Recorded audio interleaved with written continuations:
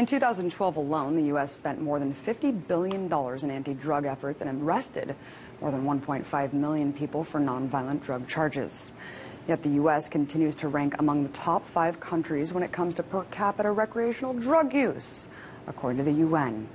These stats have led to a complete shift in perception when it comes to one of the most popular recreational drugs in the world, marijuana. In fact, last year, for the first time ever, a majority of Americans favored legalizing the drug after Washington and Colorado became the first states to do so. But according to a recent investigative report by Lee Fang at The Nation, that reality may still be a long way off thanks to Big Pharma's contribution to anti-legalization efforts. To help me break down the report, I'm joined now by RT political commentator Sam Sachs. Hello. What's up, Sam? What's up? So, start by going over what companies and organizations are actually behind this anti-legalization effort in the U.S. Sure. Well, this is pretty interesting. As you mentioned, those polls are moving toward legalization. You're seeing more and more laws introduced that that either legalize marijuana or decriminalize marijuana or legalize medicinal marijuana.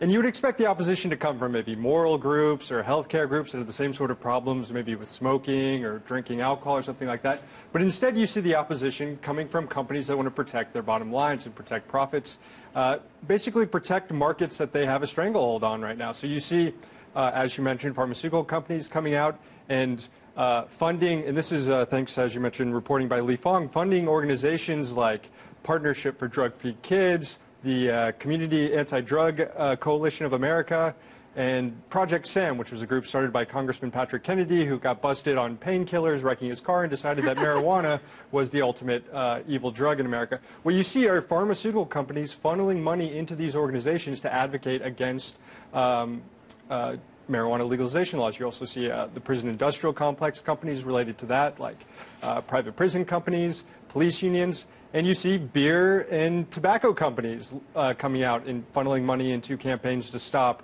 ballot initiatives that would legalize or decriminalize marijuana. It just seems completely immoral for the Organization for Drug-Free Kids is accepting money from giant pharmaceutical companies that are peddling pills. Yeah, it does, and you don't see these same organizations putting the same effort into getting people hooked or getting people their addictions, to addressing the addictions people have toward Vicodin or certain opioids or painkillers. And that's really what's behind these pharmaceutical companies funding these organizations. Is there are tens of thousands of people right now who take painkillers, and it's known that marijuana can replace painkillers with less side effects and not kill 16,000 people a year like these painkillers do. Yeah, good point. It's just really disturbing. And you mentioned really quickly police unions. Why in the hell are police unions involved in this? Well, a lot of police, they get funded through community grants, usually through federal grants that require them to bust people who are smoking pot. So a lot of their income comes from arresting people on marijuana. Same thing with prison guards. Look, a lot of people, hundreds of thousands of people get arrested every year for marijuana-related charges. That equates to jobs in the prison industrial complex. That equates to people needing to guard all these prisoners. And we hear each month about these contracts that private prison companies make with state governments where they have to fill up 90% of their prisons with criminals to make a profit there. Well, if you can keep pot illegal, you can get a huge supply of criminals that way. The prison guards I get more than the cops. You would think that the cops would be like, great, we don't have to arrest people for low-level drug charges now. Well, I think if you look at what individual police officers are saying on this issue versus what kind of the entrenched police interest groups are saying, there's a disconnect there. But, you know, unfortunately, we have a system that's profitized so many things, from law enforcement to incarceration to healthcare, and those industries are stepping up and kind of picking their sides in this debate over marijuana legalization. And it's also these groups that are keeping marijuana classified as a Schedule I drug, which is actually comparable to heroin, crack cocaine. Really, really bizarre. I don't understand how are they keeping that there when 2 states have legalized it already? Right. This is the DEA that still keeps marijuana scheduled as a Class I drug alongside all these very terrible drugs that you mentioned right there, which is completely bizarre, but it's kind of what you would expect from the political and economic class of America right now. If you remember this weekend, I'm not sure if you remember, if you watched Meet the Press, I probably didn't.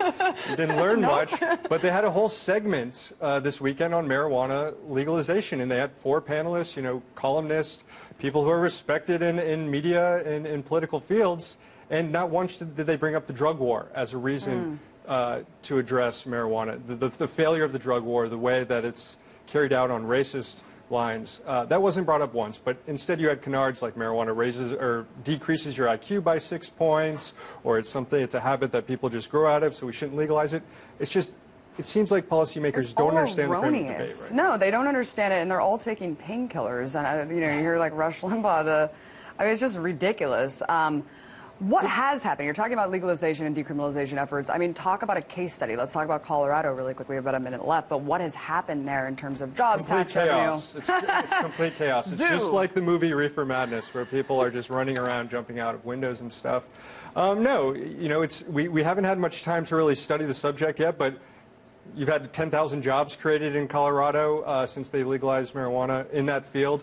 You've had $10 million in revenue coming in, and you've had crime go down about 10% in Denver.